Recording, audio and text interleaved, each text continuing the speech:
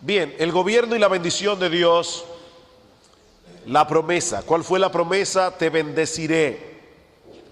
Y nosotros vemos el cumplimiento parcial ahora que el pueblo de Israel está bajo el gobierno de Dios.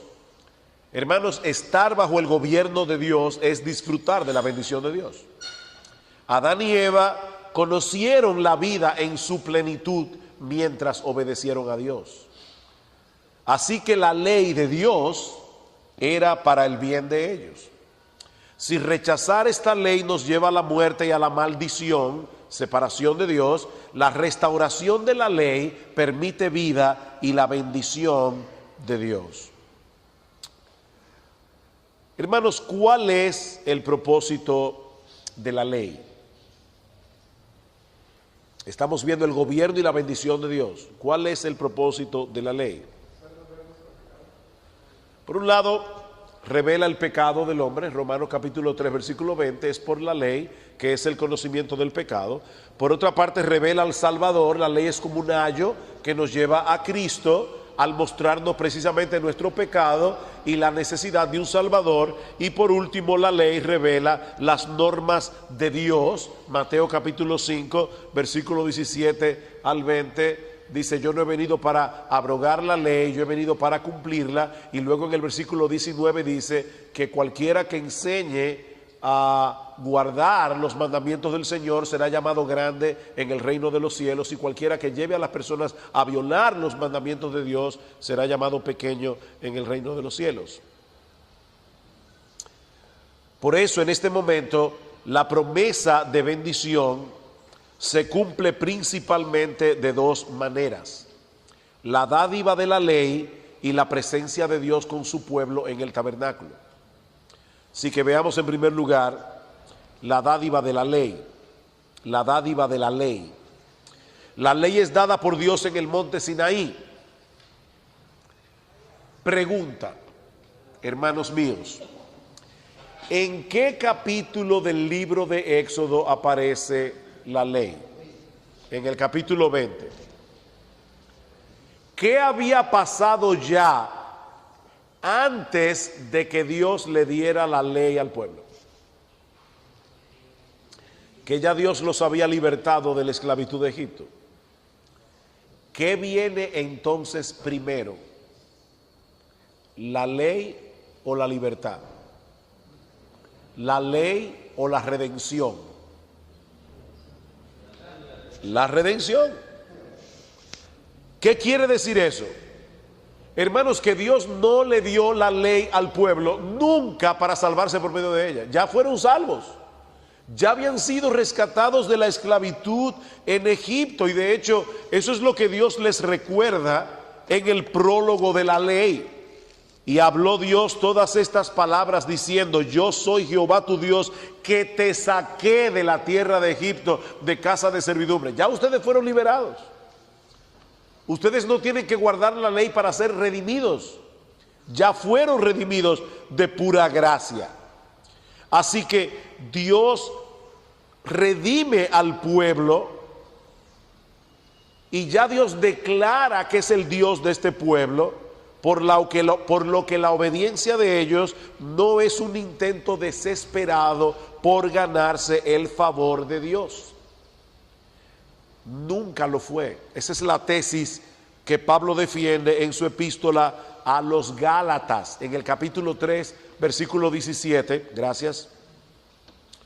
¿Qué dice Pablo? La ley no anula la promesa dada por Dios a Abraham. Así que la salvación, hermanos, siempre ha sido por gracia, aún en el Antiguo Testamento. Ahora bien, aunque la obediencia no es requerida para ser miembro del pueblo del pacto, sí lo es para recibir y disfrutar la bendición dentro del pacto. Ahora, por ser el pueblo escogido por Dios, ellos deben vivir de una manera santa, de una forma específica. La nación tenía que mostrar el carácter de Dios en todo. Entonces, ¿cómo lo iban a hacer? Dios tenía que decirles cómo, y es de eso que se trata la ley. De paso, hermanos, las leyes dietéticas que Dios le dio a Israel, por ejemplo, no comer carne de cerdo. Hoy día, por ejemplo, los adventistas del séptimo día, como no entienden el desarrollo de la redención, no comen carne de puerco. Algunas personas dicen, bueno, la razón por la cual Dios le dio estas leyes dietéticas al pueblo de Israel era por asuntos higiénicos. Yo creo que Goldsworthy tiene razón cuando dice, en lo personal yo no acepto la opinión de que el razonamiento detrás de las leyes alimenticias, lo que era limpio para comer y lo que no lo era, se apoya solo en consideraciones higiénicas. Aun si alguno de estos aspectos higiénicos pueden detectarse en la ley, no puede ser el propósito principal. El carácter pasajero de las leyes alimenticias se debe a la venida de Cristo, no a la invención del refrigerador. Es porque Cristo viene que estas leyes alimenticias dejan de estar vigentes, porque todo eso apuntaba hacia Jesús de una forma o de otra. Y eso es lo que dice Pablo en Colosenses capítulo 2, versículo 16. Nadie os juzgue en comida, en bebida, luna nueva, día de fiesta, día de reposo, todo lo cual era sombra de lo que había de venir, pero el cuerpo era Cristo. Lamentablemente, hermanos, el pueblo evangélico no siempre ha tenido una visión apropiada de la ley de Dios. Y eso básicamente por tres razones, como bien señala Michael Williams. En primer lugar, porque erróneamente identificamos a los fariseos con los creyentes del Antiguo Testamento. Y al presuponer que los fariseos representan la religión del Antiguo Testamento y ver que Jesús criticó fuertemente a los fariseos, entonces presuponemos que Jesús le negó cualquier valor a la ley de Dios. Y es una presuposición errónea. En segundo lugar, porque tenemos una noción equivocada de lo que significa libertad. En nuestra cultura, libertad significa el derecho de hacer lo que queramos sin sufrir ningún castigo por eso. En la Biblia, libertad significa el derecho de poder obedecer a Dios para tener una correcta relación con Él, con los demás y con el mundo que nos rodea. Eso es libertad. Nosotros éramos esclavos porque no podíamos obedecer a Dios.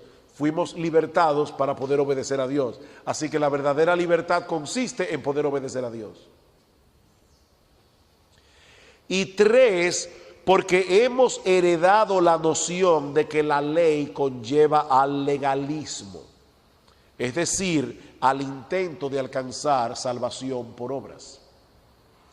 Pero ya nosotros vimos, ¿verdad?, en la clase, que la ley no fue dada para ganarse la salvación. La ley le fue dada a un pueblo que ya había sido salvo. Bien, esto con respecto a la ley.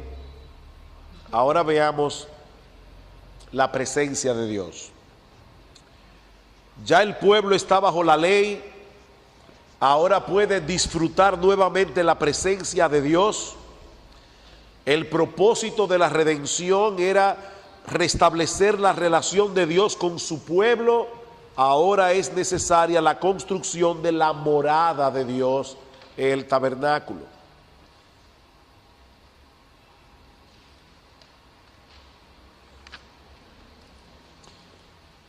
¿Cómo era el tabernáculo? Bueno, se entraba por el este, igual que en el huerto del Edén. La primera habitación era el lugar santo, allí se encontraba la menorá, o sea, el candelero de 7 brazos, que ya vimos que puede ser una representación del árbol de la vida, la mesa para el pan de la proposición y el altar del incienso.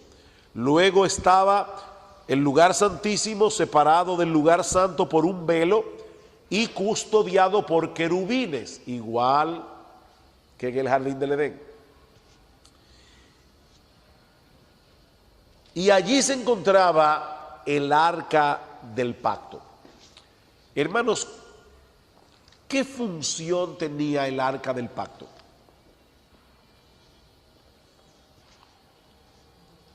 ¿Qué había dentro del arca del pacto?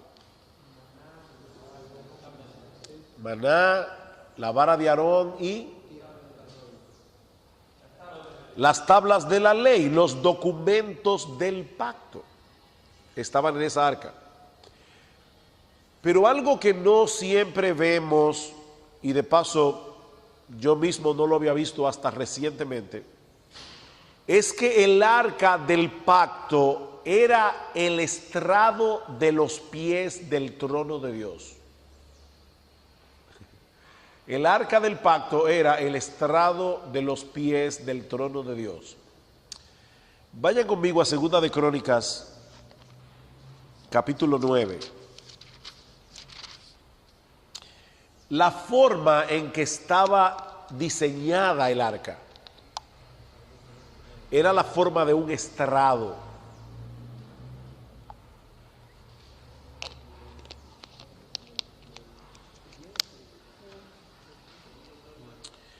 Dice, el trono tenía 6 gradas, refiriéndose al trono de Salomón, y un estrado de oro fijado al trono, y brazos a uno y a otro lado del asiento, y 2 leones que estaban junto a los brazos.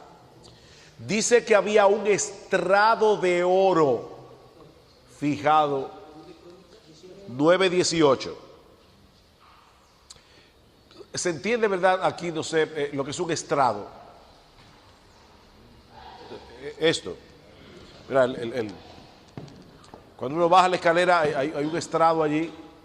Bien, en el trono de Salomón había un estrado y era de oro, igual que el arca del pacto. Primera de Crónicas, capítulo 28.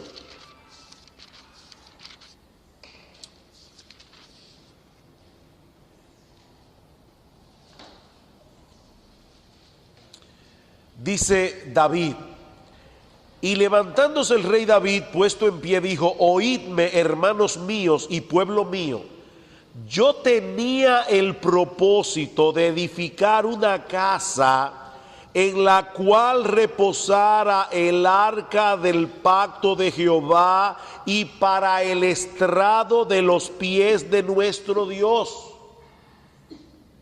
O sea, ahora ya David claramente dice, el arca del pacto es el estrado de los pies de nuestro Dios. Nosotros vemos más adelante en el Salmo 99, Salmo 99, 5. Salmo 99, 5. Cómo David invita a la adoración y dice, exaltad a Jehová nuestro Dios y postraos ante el estrado de sus pies. Y la idea probablemente es, en el templo de Dios está el estrado de los pies de Dios, postraos ante el estrado de sus pies, ante el arca del pacto. Salmo 132, versículo 7. Entraremos en su tabernáculo, nos postraremos ante el estrado de sus pies. Está diciendo, es en el tabernáculo donde está el estrado de los pies de Dios, que es el arca. Isaías capítulo 60, versículo 13. La gloria del Líbano vendrá a ti, cipreses, pinos y bojes juntamente para decorar el lugar de mi santuario, y yo honraré el lugar de mis pies. Ahí conecta el santuario con el lugar de mis pies. Isaías 66:1. Jehová dijo así: el cielo es mi trono y la tierra es el estrado de mis pies. ¿Dónde está la casa que me habréis de edificar y dónde el lugar de mi reposo? Dios está diciendo: mi trono está en el cielo, ahora el estrado de mis pies está en la tierra, y específicamente en Jerusalén. Salmos capítulo 11, versículo 4.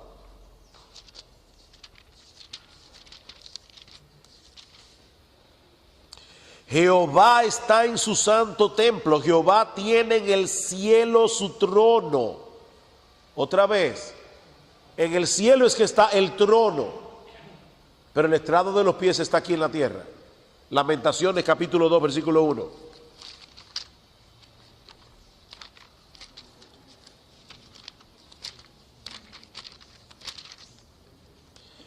Cómo oscureció el Señor en su furor a la hija de Sión, derribó del cielo a la tierra la hermosura de Israel, y no se acordó del estrado de sus pies en el día de su furor. Está conectando aquí el estrado de los pies de Dios. ¿Dónde está? En Jerusalén, que acaba de ser destruida por los babilonios. Dios, tú no te acordaste del estrado de tus pies. De manera, hermanos, que el tabernáculo era el punto de contacto entre el cielo y la tierra. El trono de Dios está en el cielo, el estrado de sus pies está en el arca del pacto, en el tabernáculo. ¿Por qué esto es importante? Por lo que les decía desde el principio, el tabernáculo como santuario estaba supuesto a funcionar como funcionaba el jardín del Edén, donde estaba la presencia de Dios. Por eso, tan pronto concluye la construcción del tabernáculo, ¿qué ocurre? La gloria de Jehová llenó el tabernáculo. Ahora bien, cualquiera dirá: wow, qué bendición. Dios está presente en el pueblo de Israel. Bueno, eso es una bendición y es un tremendo problema. ¿Por qué? Porque Dios es santo y el pueblo de Israel es pecador. Entonces la pregunta es: ¿cómo puede un Dios santo vivir en medio de un pueblo pecador sin destruirlo? La respuesta son los sacrificios. Y por eso es que en el libro de Éxodo Levítico se describen todos estos sacrificios de corderos. Y uno dice: ¿y para qué todo esto? Porque es importante mostrar Dios en su santidad no puede estar presente allí con un pueblo pecador. Así que todo ese sistema de sacrificios por el pecado del pueblo fue instituido para que Dios pudiera morar con el pueblo. Por supuesto, hermanos, ¿a qué apuntan todos estos sacrificios? Apuntan hacia el más grande sacrificio, el sacrificio perfecto de nuestro Señor Jesucristo. Solo una vez al año entraba el sumo sacerdote al lugar santísimo. De manera que los sacrificios del Antiguo Testamento permitían una relación con Dios, pero no muy estrecha, ya que nunca erradicaban por completo el pecado. Es por esto que los sacrificios del Antiguo Testamento apuntan a uno más allá del que los mismos judíos podían ofrecer, el sacrificio perfecto de Cristo en la cruz. Su muerte fue una vez y para siempre, Hebreos capítulo 10, versículos 19 y 20, solucionando el problema del pecado, rompiendo el velo en dos y dándonos comunión perfecta con Dios por medio de él. Por eso es que en Hebreos 10, 19 dice: acercaos confiadamente al trono de la gracia.